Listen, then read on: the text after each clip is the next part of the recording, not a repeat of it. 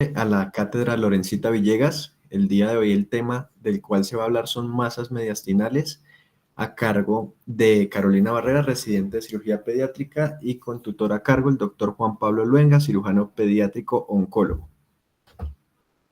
Bueno, buenas tardes para todos. Como mencionó mi compañero, entonces el tema del día de hoy es masas mediastinales en el paciente pediátrico. Entonces, como manera de introducción, recordar que pues el mediastino es el sitio más común de masas torácicas en los pacientes pediátricos. Estas masas pueden corresponder a un grupo muy heterogéneo de causas, como anomalías congénitas, procesos infecciosos, neoplasias malignas o benignos, y pseudomasas como un timo prominente.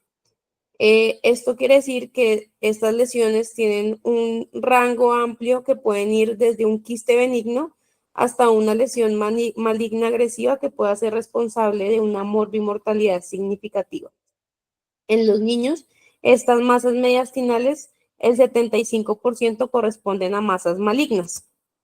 A pesar de esto, estas lesiones primarias malignas en el mediastino siguen siendo raras y se pueden originar de cualquier tejido mediastinal como el timo o tejido neurogénico, linfático, germinal o mesenquimal. Hay una incidencia alta de presentación asintomática, por lo tanto el diagnóstico del tratamiento puede llegar a ser un desafío. Antes de hablar de los tipos de masas, es importante recordar la anatomía que va de la mano con el tipo de masas y es de gran ayuda pues, para el diagnóstico. El mediastino está localizado en la parte central del tórax, entre las cavidades pleurales lateralmente, la entrada torácica como límite superior y el diafragma como límite inferior. No hay un límite anatómico entre los compartimentos mediastinales, sin embargo, el mediastino sí se divide en diferentes compartimentos para el abordaje diagnóstico de las masas mediastinales. Anatómicamente, se puede clasificar en un mediastino superior e inferior, esto por medio de una línea imaginaria que se extiende desde el manubrio esternal anteriormente hasta el borde inferior de T4 posteriormente. El mediastino inferior, a su vez, se divide en tres compartimentos: el anterior, que va desde el esternón hasta el pericardio; el posterior, que va desde el pericardio a la columna vertebral; y el medio, que va a contener el pericardio, los grandes vasos y la tráquea. A partir de esta división anatómica se van a ubicar las diferentes estructuras de cada compartimento, y esto con el fin de abordar el diagnóstico de las masas mediastinales. En el mediastino superior podemos encontrar tráquea, esófago, timo, vena cava superior, arco aórtico. En el mediastino anterior vamos a encontrar grasa, ganglios linfáticos, restos del timo. En el mediastino medio está el corazón, el pericardio, la aorta, el tronco pulmonar. Y en el mediastino posterior, esófago, conducto torácico, nervio vago, plexo esofágico y nervios espláncnicos. Además de la división anatómica, hay unos eventos embrionarios importantes que toca tener en cuenta porque explican algunas de las malformaciones traqueobronquiales y esofágicas, los tumores neurogénicos y de células germinales y los tumores o quistes tímicos que se van a localizar en el mediastino. Lo primero es que las células de la cresta neural tienen que migrar por todo el eje del intestino primitivo para inervar todo el tracto gastrointestinal que se está formando y también formar cadenas simpáticas que hace este recorrido pasando por el mediastino. También en la línea media anterior es una de las vías de las células germinales embrionarias que deben migrar hasta las gónadas, también pasando por el mediastino. Y recordar que el timo se deriva de un primordio par localizado en la tercera bolsa faríngea, que también debe migrar al mediastino anterior, donde se fusiona para formar un solo órgano. Epidemiológicamente, como mencioné anteriormente, los tumores mediastinales en los niños no son tan frecuentes, sin embargo, envuelven una gran variedad de masas congénitas o neoplásicas.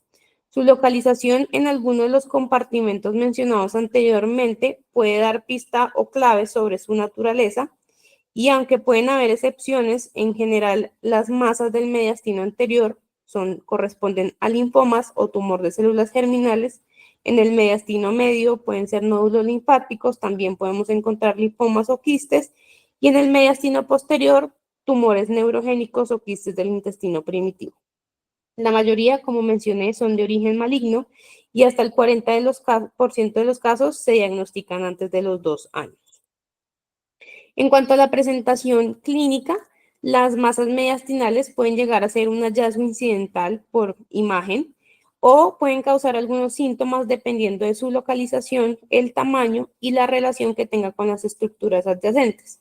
Los signos y síntomas pueden ser secundarios a un efecto de masa por compresión o por invasión de las estructuras adyacentes, como tos, estridor, disfagia, dolor, hemoptisis, o síntomas neurológicos como el síndrome de Horner o tumores como los linfomas que pueden causar síntomas B o el timoma con un síndrome paraneoplásico como la miastenia gravis. Dentro de los paraclínicos que se pueden solicitar están los marcadores tumorales, la beta-HCG, la alfa-fetoproteína y la LDH. Estas son útiles dependiendo pues la presunción diagnóstica que tengamos en casos de las masas mediastinales anteriores, sobre todo. Una elevación de la alfa-fetoproteína junto con una beta-HCG elevada es patognomónico casi en el 90% de los casos de un tumor de células germinales.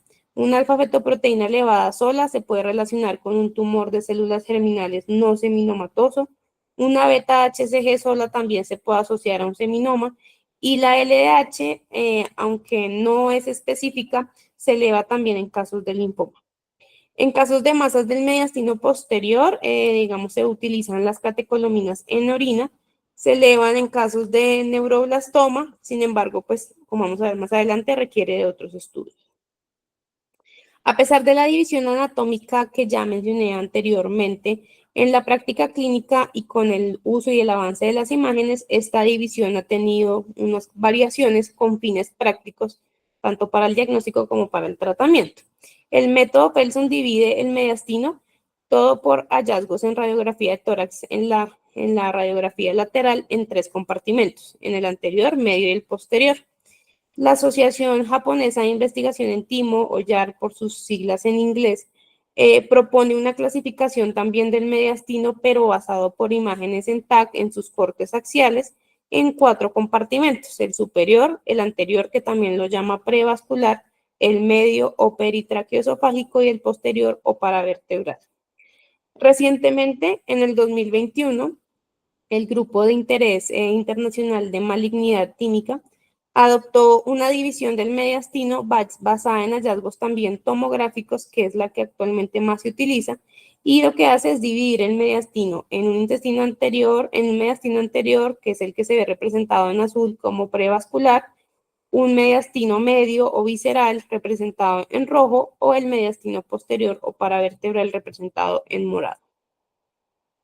La evaluación con imágenes es muy útil para el diagnóstico del tratamiento y el seguimiento de las masas mediastinales. En el caso de la radiografía de tórax anteroposterior y lateral, esta se realiza pues de forma rutinaria como método inicial y pues es importante para dar la localización de la lesión en alguno de los 3 compartimentos ya anteriormente mencionados. Digamos que la radiografía no nos da muchas características de las imágenes de la lesión como tal, pero sí nos pueden dar un indicio por la localización del diagnóstico y algunas características que podrían llegar a verse como la calcificación, que pueden sugerir algún tipo de tumor de células germinales.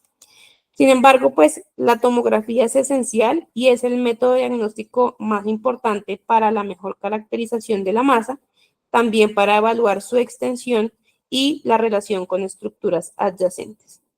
En los casos de la resonancia magnética, esta también es importante, sobre todo en las masas del mediastino posterior, para evaluar la extensión y la invasión en el canal espinal, diferenciar entre masas sólidas, quísticas, y también tiene mayor precisión en cuanto se pueda definir si hay compresión o invasión de las estructuras adyacentes.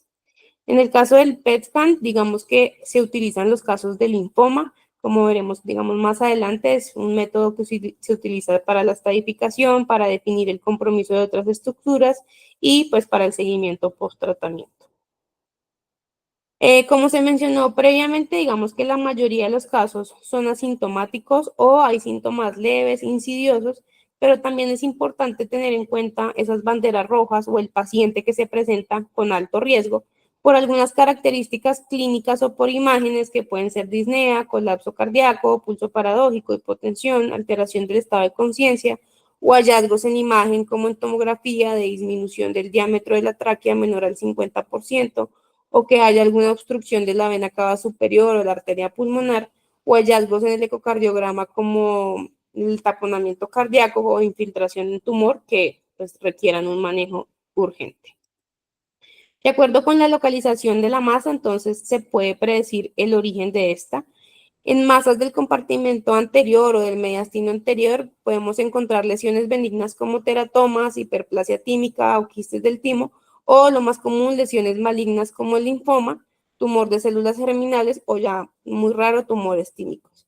En el mediastino medio, linfangiomas, quistes de duplicación del intestino anterior y en el mediastino posterior, el ganglioneuroma o neuroblastoma como lesión maligna.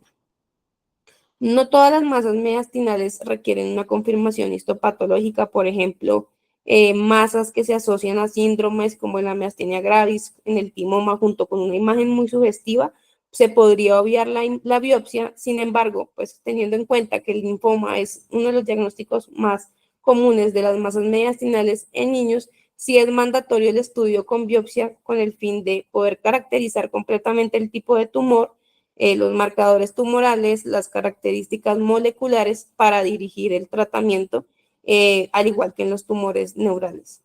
Esta biopsia se puede obtener por aguja fina, aspiración por aguja fina guiada por imágenes, toracoscopia o vía abierta por una mini toracotomía o biopsias de los ganglios distantes como los cervicales. En el caso de la mediastinoscopia, digamos que está un poco uso en los niños. En este artículo, publicado en el 2021 en Mayo Clinic, realizado en un departamento de radiología, evalúan la seguridad y la eficacia de la biopsia por aguja fina, guiada por imágenes para el diagnóstico en masas mediastinales. Es un estudio retrospectivo con datos desde el 2002 al 2017. Ellos recogieron un total de 337 biopsias realizadas en este tiempo, de las cuales el 89% fueran masas mediastinales de mediastino anterior y la mayoría de estas, hasta el 95%, se hicieron guiadas por TAC. El diámetro promedio de estas masas fue de 5 centímetros, el abordaje que hicieron fue parasternal en el 79% y el diagnóstico más frecuente fue el linfoma en el 40%. Ellos tuvieron una tasa de complicaciones del 2.4%, es decir, solo 8 pacientes, de los cuales 7 fue una complicación menor, como neumotórax o sangrado, que respondieron al manejo médico, y solo un paciente con una complicación mayor, que fue un neumotórax significativo, que requirió un manejo con tubo de tórax, pero solamente fue por 3 días. En cuanto al diagnóstico, la certeza del diagnóstico fue en el 95% de los casos y este pues fue adecuado. Y lo que ellos concluyen es que la biopsia con aguja fina guiada por imágenes es segura y es efectiva para el diagnóstico de las masas mediastinales. Tiene una baja tasa de complicaciones con lo que ellos encontraron en sus pacientes y la certeza en el diagnóstico es muy alta. En los principios terapéuticos de las masas mediastinales en general, se basan en que todas las masas mediastinales en niños deben resecarse, con excepción de los linfomas que requieren otro tratamiento que veremos más adelante. La cirugía se puede realizar por medio de un abordaje abierto, toracoscópico. Lo más importante es que sea una adecuada exposición. Cualquiera que sea el abordaje que se adopte, siempre se deben mantener los principios de cirugía oncológica, que son evitar el derrame de células tumorales o fluidos, particularmente tumores de células germinales, y por lo tanto, pues también evitar la ruptura del tumor. A pesar de los buenos resultados de la toracoscopia en términos de dolor, estancia hospitalaria, digamos que la palpación de las lesiones por esta vía y también se ha visto que tienen mayor riesgo de ruptura con un aumento pues en tasas de recurrencias. Otro punto clave en el manejo de estos pacientes es tener en cuenta que hay una posibilidad de colapso respiratorio, sobre todo en las masas de mediastino anterior, que puedan dificultar la ventilación durante la anestesia, todo pues por un compromiso restrictivo. Vamos que ahora voy a mencionar las generalidades de las masas mediastinales de acuerdo a su localización y vamos a empezar entonces por las masas de mediastino anterior. Como mencioné, los linfomas es la etiología más común de masas mediastinales en la población pediátrica. Corresponden alrededor del 45% de las masas encontradas, además pues, de ser la tercera causa de malignidad después de la leucemia y los tumores del sistema nervioso central. Los linfomas pues, son de dos tipos histopatológicos, linfoma de Hodgkin y no Hodgkin. En el linfoma Hodgkin, esto se ve en niños mayores de 10 años, es muy raro en los menores de 10 años, está dividido en 4 tipos. La esclerosis nodular es el subtipo más común encontrado en las masas mediastinales. En la radiografía, pues vamos a ver un ensanchamiento del mediastino, pero pues como mencionamos anteriormente, la tomografía es la que se debe realizar. Esto pues poder identificar algunas de las características como necrosis central con algunos nódulos linfáticos bilaterales o ganglios cervicales que pueden estar aislados o en conglomerado. La mayoría de veces está el timo involucrado y pues lo que se ve es una glándula elongada homogénea. Estos pacientes requieren un PET scan para estadificación y seguimiento. En el caso del linfoma no Hodgkin, digamos que este es más común en niños menores, menores de 10 años. También hay 4 subtipos. El tipo más común encontrado, el subtipo más común encontrado en las masas mediastinales es el de células T. Se origina normalmente también del timo. Al momento del diagnóstico, la mayoría involucran ya nódulos linfáticos o invasión en espacios pleurales o pericárdicos. Su crecimiento también es rápido y hacen que la mayoría de estos pacientes ya presenten síntomas por compresión de la vía aérea o síndrome de vena cava superior. Por imágenes son muy similares a los linfomas Hodgkin, sin embargo, digamos que dicen, se ven áreas de necrosis un poco más marcadas y el compromiso pleural puede llegar a ser mayor. Al igual que el linfoma Hodgkin, requieren de un PET al momento de su diagnóstico para la estadificación y de acuerdo a la clasificación, pues vamos a tener una enfermedad limitada o avanzada y con esto pues se va a dirigir el tratamiento. No todos, en todos los casos se requiere una confirmación histopatológica con biopsia, esto con el fin de buscar marcadores celulares, comportamiento molecular y por lo tanto dirigir la terapia con quimioterapia. En el caso de los tumores de células germinales, pueden producir diferentes tipos de tumores dependiendo de dónde provengan, si vienen de células germinales gonadales como el seminoma o el disgerminoma, o de células totipotenciales como tumores de saco vitelino o coriocarcinoma, o células de tejidos embrionarios como los teratomas. En algunos casos también podemos encontrar todos estos tipos de tejidos en un mismo tumor, y cuando se presentan en masas mediastinales, el 15% son malignas. Los teratomas corresponden al 8 al 16% de todos los tumores y son relativamente raros en los niños. Estos teratomas son masas sólidas con tejidos de diferentes capas germinales del endodermo, ectodermo y mesodermo. En sus características histológicas son heterogéneos, pueden tener áreas quísticas, áreas sólidas, también componentes maduros o inmaduros, y se ha visto que tienen una mayor incidencia en pacientes con síndrome de Klinefelter. En el caso de los teratomas específicamente mediastinales, estos se originan del timo o del pericardio y por lo tanto pues están localizados en el mediastino anterior. Son igual de frecuentes en niñas que en niños. En muy pocos casos se desarrollan a temprana edad o en edad fetal que puedan causar hidropsia fetal. La gran mayoría de los casos se detectan después del nacimiento por insuficiencia cardíaca o distrés respiratorio o incluso en edades más tardías ya por síntomas un poco más insidiosos como disnea, dolor torácico o incluso como un hallazgo incidental. Los teratomas mediastinales se deben sospechar cuando en la tomografía encontramos una masa redondeada, puede tener calcificaciones, que su localización sea en el mediastino anterior, puede tener contenido pues, de tejido graso, fluido, calcificaciones, y el diagnóstico definitivo pues, es histopatológico con el espécimen quirúrgico. Los teratomas mediastinales son de comportamiento benigno, pero si tienen algún elemento de otros de los tumores de células germinales, como de saco vitelino, carcinoma embrionario, su pronóstico es peor y también pueden tener algún tipo de comportamiento funcional que puedan inducir una pubertad precoz. El tratamiento de elección es la resección quirúrgica, que se puede hacer vía abierta o por toracoscopia. El caso que se requiera o que tengan algún tipo de tejido de tumor maligno de células germinales ya requerirá quimioterapia, o cuando de pronto hay ruptura del tumor y no se puede resecar completamente. Con el fin de garantizar y evitar recurrencias, se debe garantizar la resección quirúrgica completa. Los tumores de células germinales no teratomatosos son muy raros en los niños. Estos se encuentran, pueden ser seminoma, diseminoma, carcinoma embrionario o de saco vitelino, y su presentación cuando es en el mediastino, pues es en el mediastino anterior. Estos tienen un comportamiento maligno, requieren también resección quirúrgica completa, pero con quimioterapia neoadyuvante, y si tienen una sobrevida a largo plazo favorable. Digamos que en estos casos la ayuda con una beta-HCG y una alfa-fetoproteína puede ayudar con el diagnóstico y el seguimiento.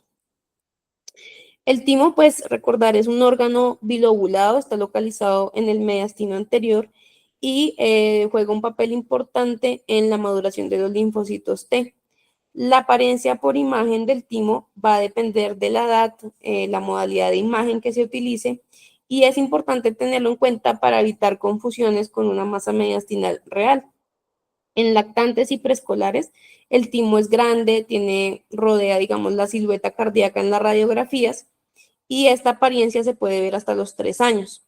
En estas radiografías vemos el timo en diferentes edades. En la imagen A, una niña de 2 días de vida, las flechas blancas nos señalan el timo, y es importante como algunos datos que nos muestran lo que pueden ser un timo normal. Entonces, estas se ven seleccionadas en la imagen B. El primer signo es de una onda tímica que hace referencia como al contorno del timo por impresión de las costillas anteriores, que son la flecha negra, y el segundo signo de Seil, que es la proyección como triangular del lóbulo derecho del timo, que tiene una base como bien demarcada, causada por la fisura menor, que está señalada con la flecha blanca.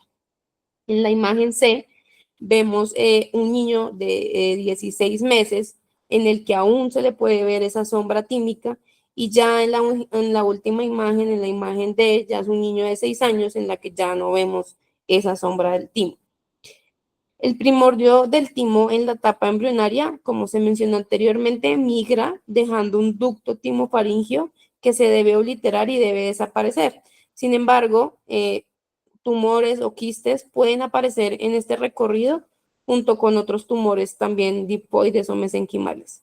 Normalmente el timo involuciona en la pubertad y es reemplazado por tejido graso. Podemos encontrar hiperplasia tímica, que puede sugerir algún desarrollo de masa del timo en el mediastino anterior. Esta se puede ver en una radiografía como un timo ensanchado. Sin embargo, cuando esto no tiene síntomas ni signos, la glándula tiene homogeneidad por imagen, pues excluyen cualquier malignidad, y en estos casos pues el tratamiento es conservador, se hace una observación y muy rara vez aumentan tanto de tamaño que requieran alguna resección quirúrgica por síntomas compresivos. Los quistes del timo se pueden producir en cualquier parte del recorrido del conducto timofaringio, en el mediastino anterior. Estos están delimitados por un epitelio faringio, que es un epitelio ciliado, puede tener elementos secretores y tímicos, y estos a su vez se pueden inflamar, pueden infectarse, y dependiendo del tamaño y los síntomas, pues van a requerir algún tipo de resección quirúrgica. En contraste a los adultos, las neoplasias malignas del timo son muy raras en los niños, solo representan del 1 al 4% de las masas mediastinales. A pesar de los casos esporádicos de carcinoma del timo, realmente los tumores malignos más frecuentes en los niños es el timoma, y digamos que su presentación puede ser por síntomas compresivos, con o sin miastenia gravis o hipogamaglobulinemia. La estadificación y el pronóstico es igual que en los adultos. Pueden ser invasivos y ya se extienden de la cápsula fibrosa, o pues se extienden localmente a la pleura.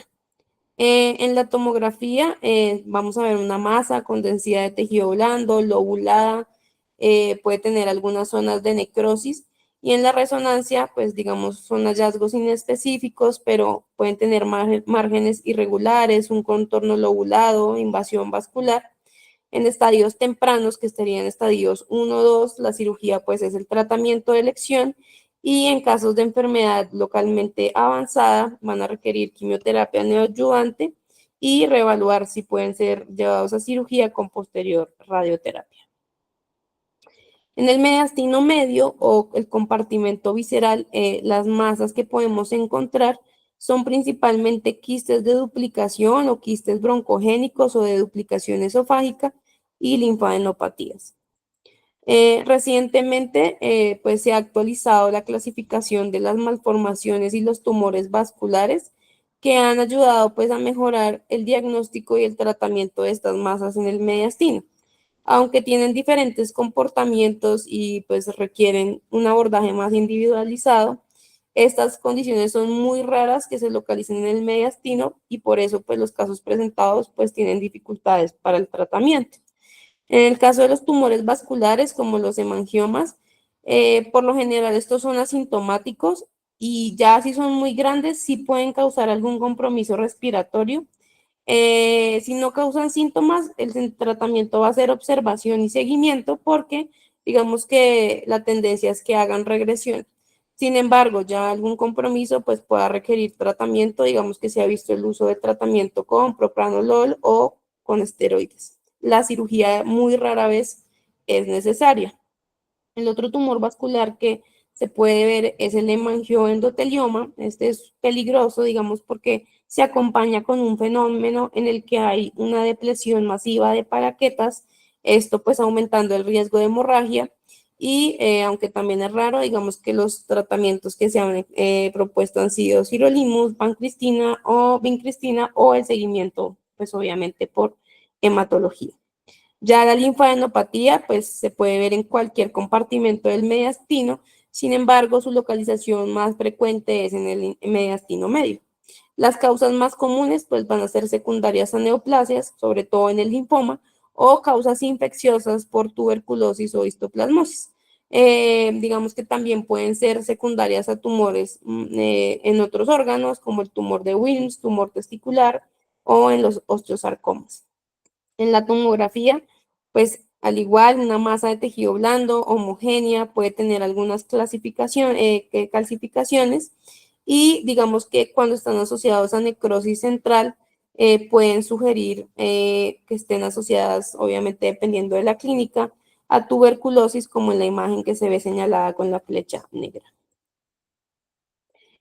Cualquier alteración en la ramificación de la tráquea, de los bronquios, en la cara ventral del intestino primitivo durante el desarrollo embrionario, nos puede dar a formar espacios cerrados del esófago o de la mucosa bronquial, y estos pues van a corresponder a quistes que solamente corresponden al 5 al 10% de las masas mediastinales.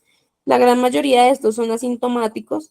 Sin embargo, pues pueden producir o tener secreciones que los haga crecer, que se puedan infectar o incluso causar síntomas por compresión.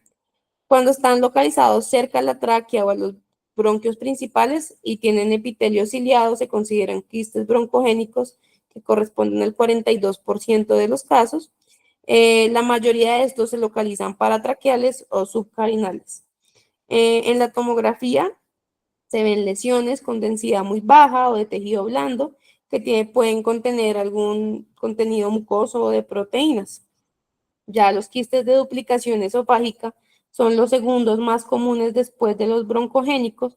Por lo general se presentan en el tercio inferior del esófago, no tienen epitelio esofágico, la gran mayoría son pequeños, asintomáticos, pero si se infectan pueden causar síntomas. Digamos que todos los quistes se recomienda resecarlos quirúrgicamente, porque pues estos pueden aumentar de tamaño, pueden causar complicaciones como infecciones a repetición, hemorragias, y pues en muy raros casos se ha visto asociación o transformación maligna. En el mediastino posterior o paravertebral se encuentran el resto del 30 al 40% de las masas mediastinales, de las cuales el 90% corresponden a lesiones de origen neurogénico. Estos son originados de las cadenas simpáticas que están localizados a ambos lados del canal espinal. Pueden presentar diferentes grados de diferenciación que pueden ir desde lesiones benignas como los ganglioneuromas hasta lesiones malignas como el neuroblastoma. Desde el 2009, el Grupo Internacional de Riesgo del Neuroblastoma, o INRG por sus siglas en inglés, desarrolló un sistema de estadificación prequirúrgica que se basa en criterios clínicos y factores de riesgo por imágenes, o los IRFs, que pues nos clasifican a los pacientes. Los pacientes sin factores de riesgo por imágenes se clasifican como L1 y los que tienen uno o más factores como estadio L2. Los estadios por metástasis se clasifican en M o en MS con un límite de edad de 18 meses. Por alguna razón que aún no ha sido definida claramente, los neuroblastomas que se presentan en el mediastino tienen características clínicas y biológicas un poco más favorables con respecto a los neuroblastomas presentados en otras localizaciones, con mejores resultados independientemente de la edad, del estadio y del estado de ampliación enémico. Se pueden extender al cuello, al abdomen, y en casos de compresión, pues pueden causar paraplegia, heterocromía del iris o síndrome de Horner. La mayoría igual siguen siendo silentes.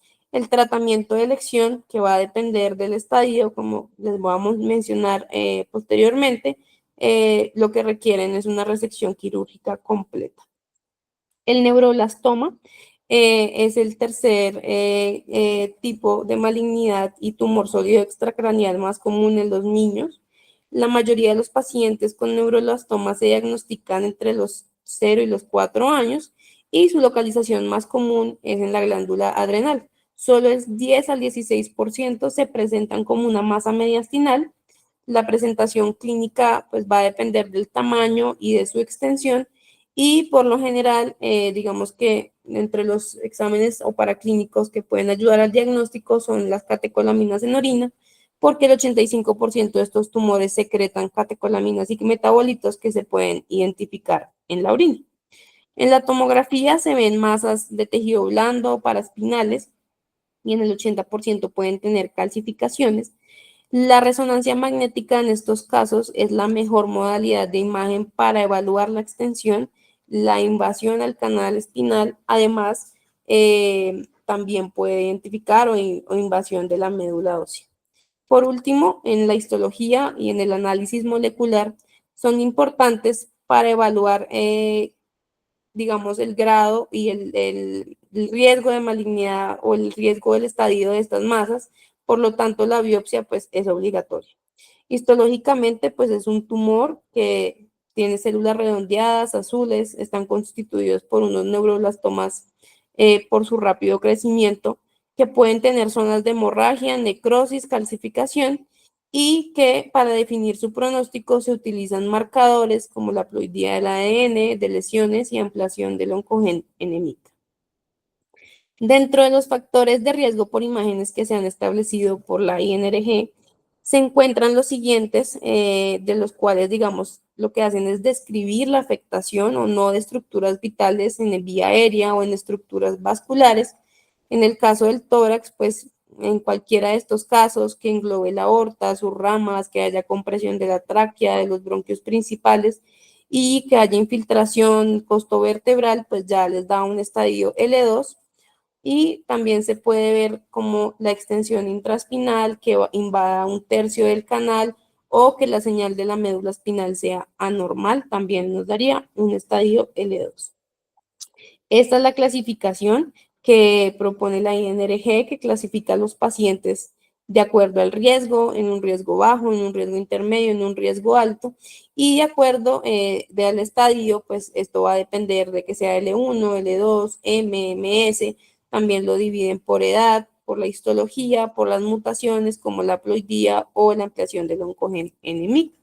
De acuerdo a la clasificación de riesgo, pues ya es que se va a definir el tratamiento de estos pacientes. Las recomendaciones actuales, digamos que en resumen, es de la siguiente manera: pacientes de riesgo bajo, es decir, pacientes en estadio L1 sin factores de riesgo, la cirugía es el único tratamiento.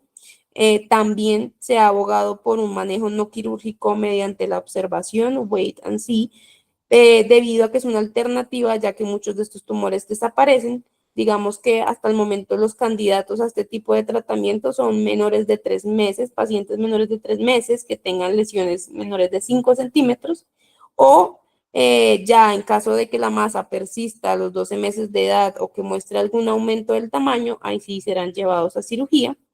Ya después, estos pacientes de riesgo bajo, después de la resección quirúrgica, si se les detecta alguna amplificación del NMIC, pues ya tendrían que suplementar el tratamiento con quimioterapia y radioterapia de consolidación.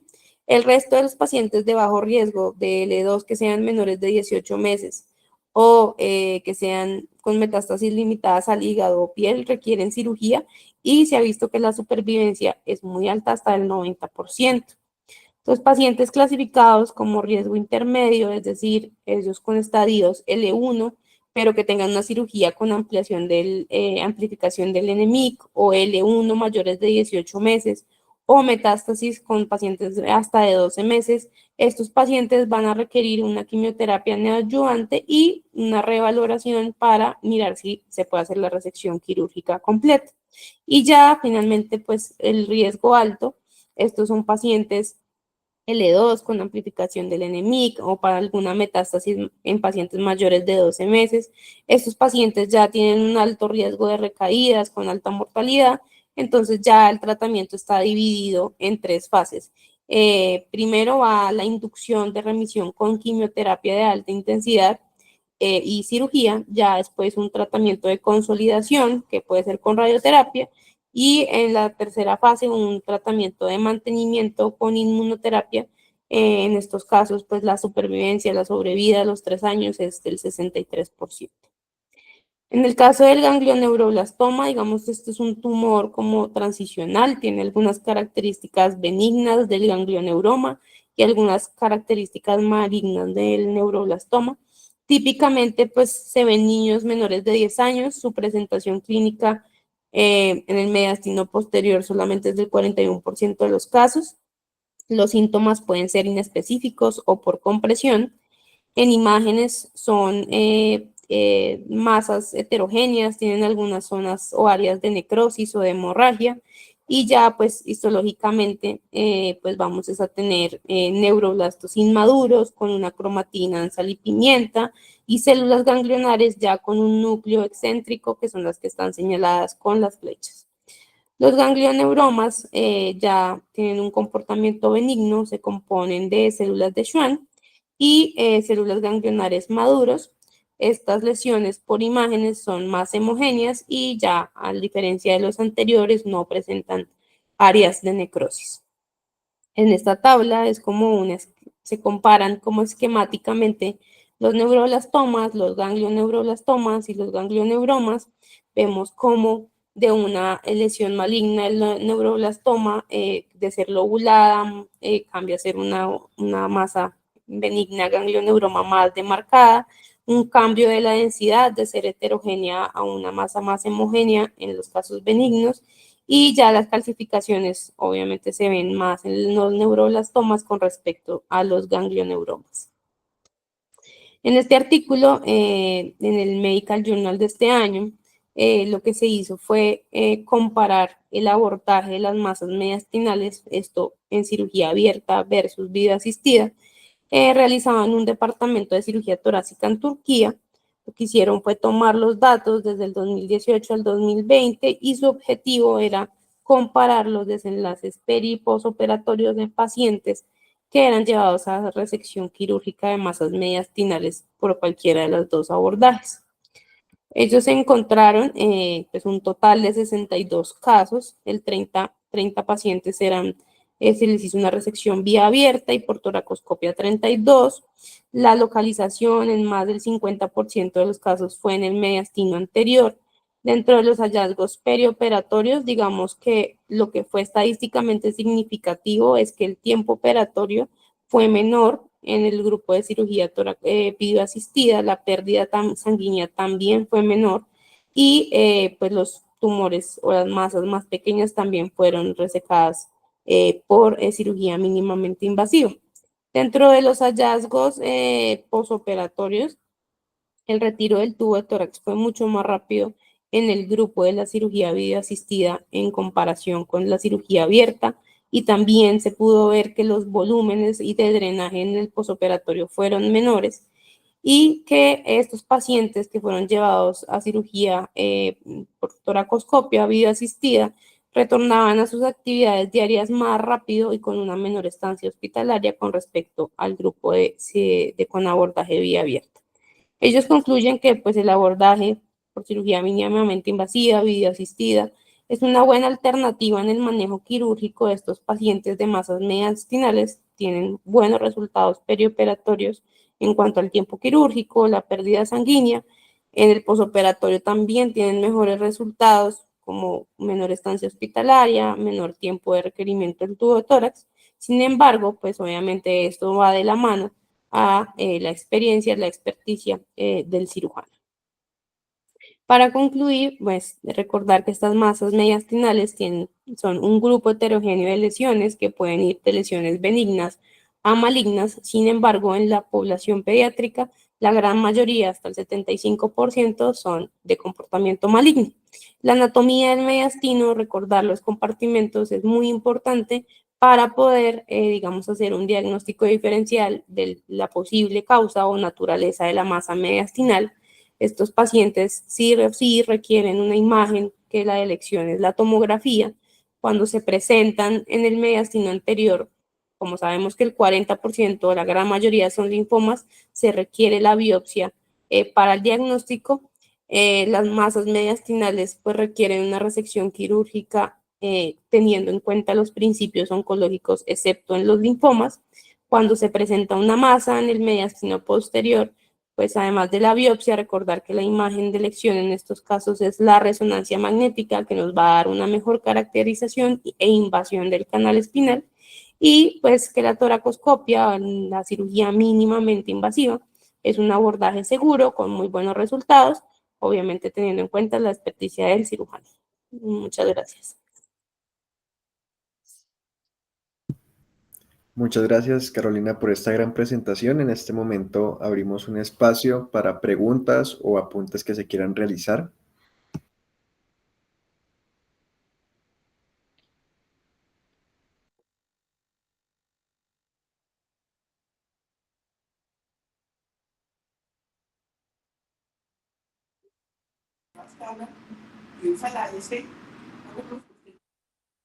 Doctor Luengas. Hola, buenas tardes. Sí, muchas gracias a Carolina, muy buena presentación. Hizo un resumen muy completo del enfoque de las masas mediastinales. Creo que una de las cosas que hay que resaltar es el enfoque práctico que se le debe dar a la masa mediastinal cuando nos enfrentamos a esta masa mediastinal. Lo primero, como decía Carolina, pues es mirar por qué se presentó esa masa. Si fue un hallazgo incidental, que también que puede ser muchas veces, o fue un hallazgo asociado a algún tipo de sintomatología, porque muchas veces el paciente tiene un cuadro respiratorio, le toman una placa de tórax y ahí evidencian pues la masa mediastinal. Si está asociada a alguna sintomatología, llámese sintomatología B, síntomas B, sintomatología de tipo respiratorio, pues ya uno debe enfocarla también de manera diferente.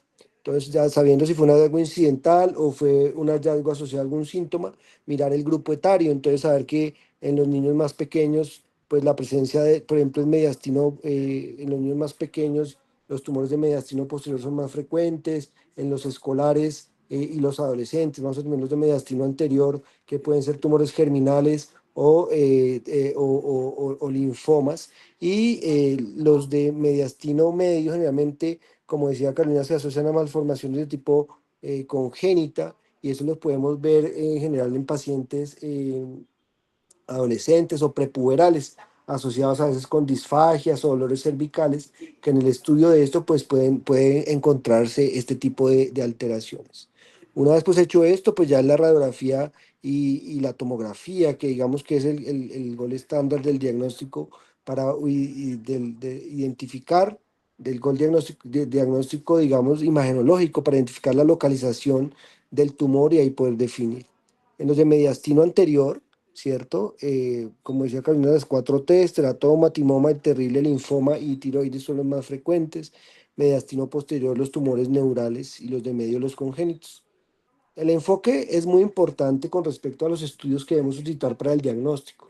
Lo primero es dependiendo de la localización. En el mediastino anterior, pues teniendo este tipo de patologías, pues el uso de algunos marcadores, sospechando por ejemplo en los adolescentes, los tumores germinales, entonces la solicitud de la alfa-fetoproteína, la beta-HCG y la LDH nos puede orientar hacia esto, hasta ese diagnóstico. Cuando pensamos en un linfoma, son pacientes que pueden estar cursando con sintomatología B, sudoración nocturna, presencia también de adenopatías en el cuello o en otras regiones dependiendo del tipo de linfoma. Y ahí viene el diagnóstico. Entonces, como decía, la biopsia es muy importante. ¿Qué es tu diagnóstico usar? O sea, ¿qué abordaje usar para el diagnóstico? En los tumores mediastinales, sobre todo en los anteriores y en los posteriores, uno debe empezar de lo menos a lo más. Entonces, si el paciente, digamos, tiene algún ganglio representativo en el cuello asociado a la masa mediastinal, pues uno no va a la masa mediastinal si el ganglio es un ganglio que, digamos, macroscópicamente es patológico. Uno debe ir al ganglio y tratar de extraerlo.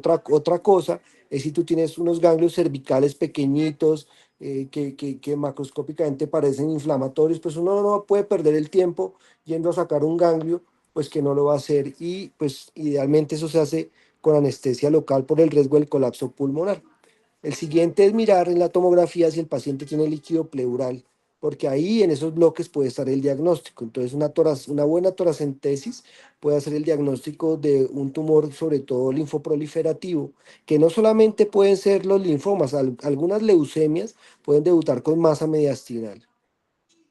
Entonces, en el bloque de líquido puede uno tener el diagnóstico también para hacer eso. Ya si no tiene eso, pues con el advenimiento de la radiología intervencionista, digamos que es el gol estándar de diagnóstico, porque es un método que no es invasivo, es un método que es guiado por tomografía o por ecografía, lo que hace que el radiólogo tenga la visualización del corazón, de los grandes vasos y no vaya a tener accidentes durante la punción y se hace con agujas coaxiales. Eso permite tomar diferentes muestras, o sea, sacar diferentes bloques en ese mismo momento. Y lo que yo, por ejemplo, muchas veces hago es que si tiene algo de derrame y la masa mediastinal, pues de una vez el radiólogo intervencionista le hace la toracentesis y le hace la biopsia de la masa mediastinal. Y en un 99.9% en este momento de la vida, ahí está el diagnóstico de estos pacientes. La biopsia por toracotomía tipo Chamberlain, que es la toracotomía en el segundo espacio intercostal con línea paraesternal izquierda, eh, con línea paraesternal derecha, pues digamos que la he usado algunas veces, sobre todo cuando mm, el radiólogo no lo hace por algún motivo, pues uno puede usar ese tipo de biopsia para hacer la biopsia de esto. La biopsia toracoscópica, digamos que implica muchas veces la intubación del paciente y el uso del neumotórax. Eso lo puede colapsar un poco y puede ser más arriesgado. Siempre que uno vaya a llevar un paciente de estos, a una biopsia quirúrgica, pues, quirúrgica que no sea por radiología, que no sea con sedación, pues hay que tener mucho cuidado en la intubación porque el colapso pulmonar es importante. Entonces siempre tener a disposición tubos fenestrados, tubos anillados y tener el broncoscopio rígido que permite que uno tenga un control de la vía aérea. La cirugía se debe hacer semisentado en 45 grados para hacer ese tipo de biopsias o la cirugía en el caso de que no sean tumores quimiosensibles. Para mediastino posterior, sí, en general, radiología intervencionista con las biopsias coaxiales hace el diagnóstico. Mm, Básicamente eso, ya dependiendo de eso, pues ya viene el manejo. Como Carol les dijo, los linfomas pues son altamente quimiosensibles y son lesiones que en el transcurso de 24 a 36 horas ya están completamente lisadas y no tenemos la compresión torácica. Es muy importante cuando uno tiene un paciente con una masa mediastinal anterior, los accesos vasculares. Siempre, nunca coger accesos vasculares en esos pacientes ni en el tórax ni en los miembros superiores porque eso puede producirles un síndrome de vena cava superior o un síndrome mediastinal. Entonces son pacientes que deben ser canalizados en las femorales, si necesitan un acceso central, o en los pies, con accesos venosos periféricos, nunca en miembros superiores, ni en cuello, ni en tórax, ni nada de esas cosas. Ya cuando uno tiene pues el diagnóstico hecho, si es un linfoproliferativo, pues el manejo es quimioterapia.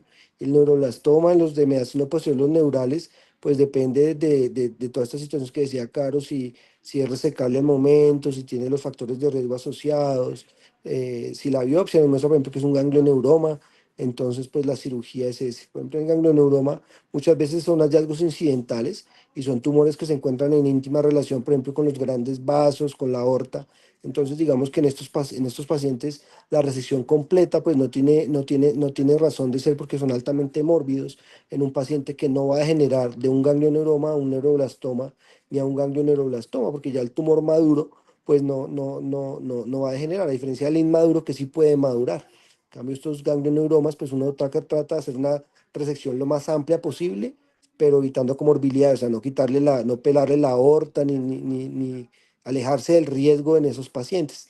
En los tumores de mediastino posterior tipo ganglioneuroma, en el neuroblastoma, pues sí no queda mayor probabilidad que tratar de quitar más de un 90%, porque eso se impacta en la sobrevida en los pacientes, por ejemplo, de riesgo intermedio o en los de bajo riesgo, pues la resección más amplia le va a dar mejor pronóstico al paciente. En los de riesgo alto, pues digamos que es la gran discusión, porque la resección completa no impacta en general en la sobrevida de estos pacientes, pero algunos sugieren la resección lo más amplia posible, más de un 90% del tumor. Pero es básicamente eso, es el enfoque diagnóstico, la biopsia de lo menos a lo más, la resección cuando sea posible, siempre tener el diagnóstico para mirar si es un paciente que se beneficia de neoadyuvancia, para poder hacer antes de eso, antes de una resección macroscópica completa, pues un tratamiento neoadyuvante. No es una patología infrecuente, es una patología que podemos ver con frecuencia, pues digamos en la baja frecuencia de los cánceres, pero digamos que no es una patología infrecuente, sobre todo en los síndromes linfoproliferativos, con un resultado muy bueno. Eh, pues es básicamente eso, ¿no? Ya después vienen otras consideraciones como si queda un residual, qué hacer, lo vamos a quitar o no, entonces ya depende de algunas variables que pues las discutiremos en otras charlas. Bueno, muchas gracias, Carlos. Gracias, profe. Gracias, Doc, por todos estos datos adicionales. Bueno, eso sería todo por la cátedra del día de hoy. Agradecemos su participación y esperamos vernos nuevamente en 15 días en una nueva cátedra.